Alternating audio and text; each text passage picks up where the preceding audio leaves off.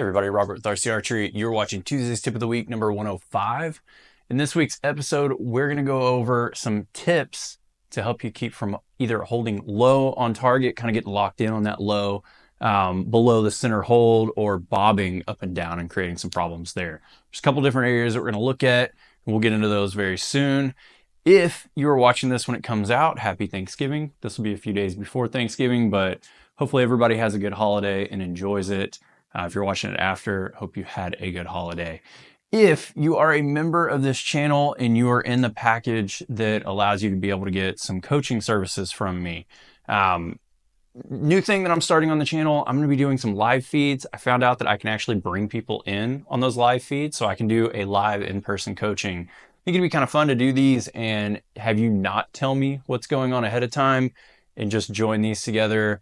And whoever it is that week or whatever's going on, bring you in and just do a live session so we can brainstorm. You can see kind of my process, things that I'm talking about, what I like to look at.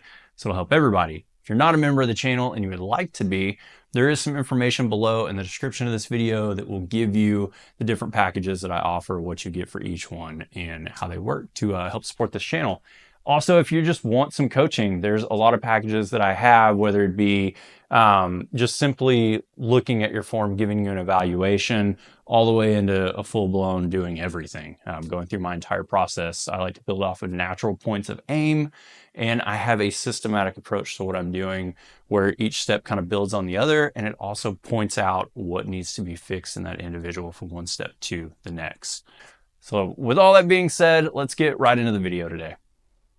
All right, first thing that I want to talk through today is something that I see pretty common in a lot of archers, and it's simply the way that we're anchoring with what we're using on our hand against our face. A lot of people don't think about this, but the way that they're doing this, you could be creating a problem for yourself.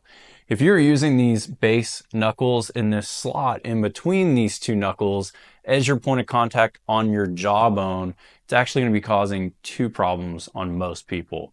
One of them is just usually to do this, your loop link has to be really short, and it causes you to create an imbalance for leverage and some problems there. What we're going to be going over today, though, is the angle at which it puts your hand in a pulling force. So as you can see here, if I'm using these base knuckles on my palm or on the back of my hand here, and I'm trying to get anchored in, it's actually bending my wrist and causing me to be pulling upwards on my release. And by doing that, I'm actually pulling the back of the bow directly up. That's going to cause you to lock yourself low on target, or it could cause you some bobs if you're trying to fix and work with that back and forth. Now, the solution to this is pretty simple. What we're going to want to do is actually use this row of knuckles to be able to anchor on our face. And this does a couple things for us. One, it allows us generally to get the length of loop that most people are going to need in order to get our rear shoulder to relax and settle into place at full draw. And it will also give us the ability to be able to get a straight line through this wrist area and not have our elbow and wrist being in a weird position so that we're then pulling up on the release. And you can see here, the other thing too is just the force that I'm using through my release. If I have my hand flat, it's pulling a straight line through this release in my wrist. But then if I go to use the back of my hand and put it on my face, you can see then it bends my wrist. So now as I'm pulling in a straight line backwards, it's creating the problems. So what we want to do is be able to hold our hand like this and allow us to get these two knuckles on our jaw and be able to pull through our shot that way.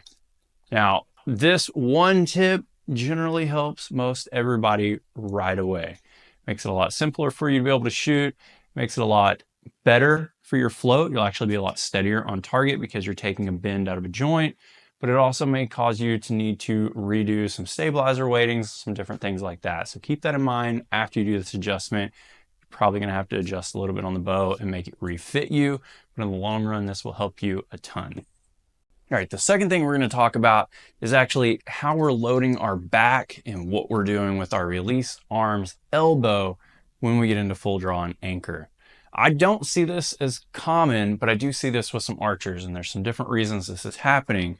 Your elbow on your release arm can be too high generally if you have too short of a loop length. But another reason it can be too high is people thinking that they need to reach and wrench their elbow back behind them and really load their back and really try to do this.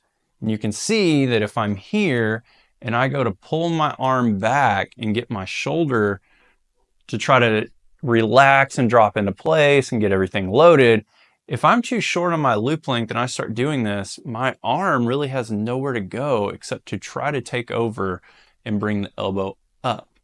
And if I'm bringing that rear elbow too high, it's actually creating that same problem that we looked at before with the bend in our release wrist, on our release hand rather, because that pulling point is then being pulled vertically. So when we're getting into full draw, we actually don't want to be waiting until anchor to try to load the back muscles. And this is a common problem that I do see with people because they've heard they need to hold with their back, they need to use back tension to shoot, they need to do all these things, but they're actually drawing the bow incorrectly, and that's what's leading to the problem most times.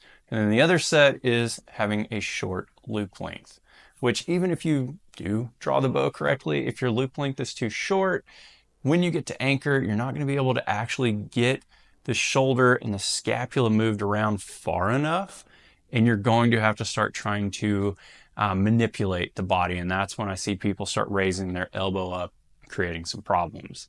So you can see here with a good draw, what you want to see and feel is that the back is engaged as you start to pull the bow back. You don't want to wait and pull everything back with your arm, your shoulder, bicep, all of that, and then try to load the back at full draw. You want to be able to start the draw with the back. And what you do there is having the elbow and the release hand high enough up to actually start using and utilizing those muscles. If you see an archer that wants to draw their bow back and they're overbowed and the draw weight is too heavy, they have bad form, maybe they just don't know what they're doing because they haven't ever been taught. A lot of people will start with their bow up here and their release, and they'll start wrenching it down and pulling it down here, and then they want to get everything into full draw, and then they feel like they have to load their back and do everything. Well, you're not loading your back at that point to utilize the larger muscles. You're impinging your shoulder joint. You're just shoving everything into it, and it's just creating a system of problems there. So if you're not able to draw the bow back in a good solid motion here, and you feel like you have to really wrench down and use your bicep and get into it and do all that, change your draw weight. It's okay. Build the muscles up, build the draw weight up with the muscles.